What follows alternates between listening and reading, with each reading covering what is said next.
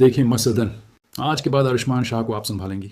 और याद रहे, आपको आपके काम के मुना मांगे पैसे दिए जा रहे हैं, इसलिए काम में मुझे कोई कोताही नहीं चाहिए।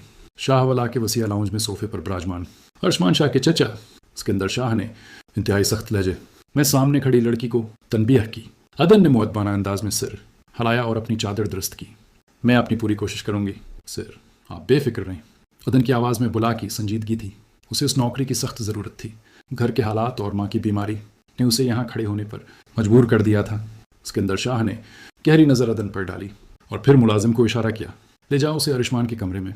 और सुन लो लड़की, वो जहनी तौर पर तवाज़ुन खो चुका है, इसलिए अगर वो कोई अल्टीसाइदी हरकत करे या चीखे चलाए तो घबराना नहीं। बस वक्त पर दवाई और खाना देना तुम्हारी जिम्मेदारी है। अदन सिर हिलाकर मुलाजिम के पीछे चल दी। सीढ़ियाँ चढ़ते हुए उसका दिल ज़ोर ज़ोर से धड़क रहा था। उसे बताया गया था कि आयुष्मान शाह एक ख़तरनाक हादसे के बाद अपना दिमागी तवाज़ुन खो बैठा है, लेकिन उसे उससे कोई गरज नहीं थी। उसे सिर्फ महीने के आखिर में मिलने वाली तनख्वाह से मतलब था, जिससे वो अपनी माँ का इलाज करवा सके। मुलाजिम ने एक बड़े से दरवाजे के सामने रखकर दरवाज़ा खोला। जाए बीबी जी, साहब जी अंदर हैं। अदन ने गहरा सांस लिया और कदम अंदर बढ़ा दिए। कमरा बहुत बड़ा और खूबसूरत था, लेकिन वहाँ फैली बेतरतीबी बता रही थी कि यहाँ रहने वाला शख्स नार्मिल नहीं है। चीज़ें बिखरी हुई थीं और पर्दे गिरे हुए थे। उसकी नज़र सामने बेड पर बैठे शख्स पर पड़ी, जो पश्ट किए बैठा किसी खिलौने से खेल रहा था। अस्सलाम वालेकुम सर, अदन ने मोहतात अंदाज में मुखातब किया। वो शख्स चौंका और पीछे मुड़कर देखा। जैसे ही उसका चेहरा अदन की नज़रों के सामने आया, अदन के पैरों तले से ज़मीन निकल गई। वो साकित रह गई। ये चेहरा, ये नक्श, ये तो वही शख्स था। अदन का दिमाग फ़ौरन मादी के उस मंजर की तरफ दौड़ गया जो 2 हफ्ते पहले पेश आया था। वो अपनी माँ को सूल अस्पताल ले गई थी और डॉक्टर के कमरे के बाहर इंतज़ार कर रही थी। दरवाज़ा थोड़ा सा खुला था और इसने गैर इरादी तौर पर अंदर झांका था। अंदर से एक भारी और पुरएतिमाद मर्दाना आवाज़ आई थी, डॉक्टर, आपको सिर्फ ये साबित करना है कि मैं पागल हूँ और मुझ में कोई बेहतरी नहीं आई। फिर डॉक्टर की घबराई हुई आवाज़ आई, लेकिन आयुष्मान साहब, आपके चचा मुझे पैसे दे रहे हैं कि मैं आपका तवाज़ुन मज़ीद बिगाड़ दूँ। मैं जानता हूँ डॉक्टर, इसीलिए मैं तुम्हें उससे दगनी रकम दूंगा। बस चचा तक यही रिपोर्ट जानी चाहिए कि आयुष्मान शाह पागल होता जा रहा है।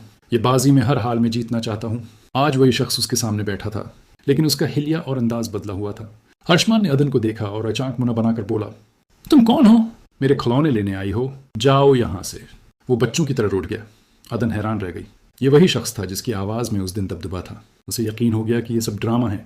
उसने खुद को संभाला और नरमी से कहा, नहीं सर, मैं आपके खिलौने लेने नहीं, बल्कि आपकी दोस्त बनने आई हूँ। आयुष्मान की आंखों में एक अजीब सी चमक थी। उसे डर था कि कहीं ये लड़की चचा को कुछ बता ना दे, लेकिन उससे लगा कि एक मामूली लड़की उसकी हकीकत क्या जानेगी।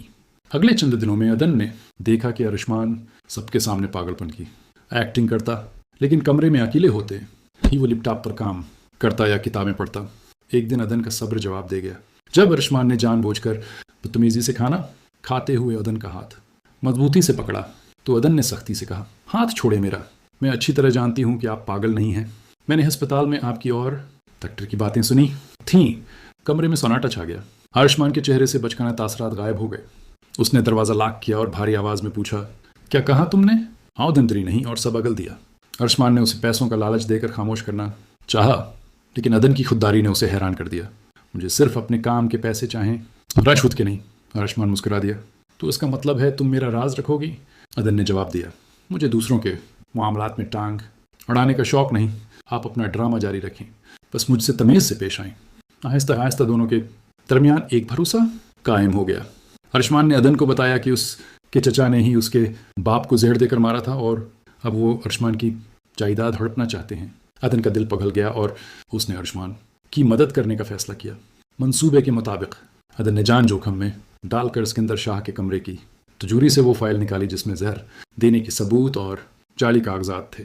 इस दौरान आयुष्मान ने सीढ़ियों पर सांपों चलाकर चचा का रास्ता रोके रखा था कि अदन पकड़ी न जाए। फाइल वकार साहब तक पहुंच गई। अगली सुबह जब पुलिस शाहवाला पहुंची तो सिकंदर शाह के होश उड़ गए। आयुष्मान ने अपना निकाब उतार फेंका और चचा से कहा, पागल में नहीं चचा जान, आप थे जो लालच में अंधे हो गए थे। सिकंदर शाह को गिरफ्तार कर लिया गया। आयुष्मान की जंग खत्म हुई, लेकिन अदन के लिए उसके दिल में मोहब्बत शुरू हो चुकी थी। उसने अदन की माँ का बेहतरीन इलाज करवाया और अदन की बहन से उसका हाथ मांगा। शाहवाला, जो कभी साजिशों का गढ़ था, अब रोशनियों और फूलों से सजा था।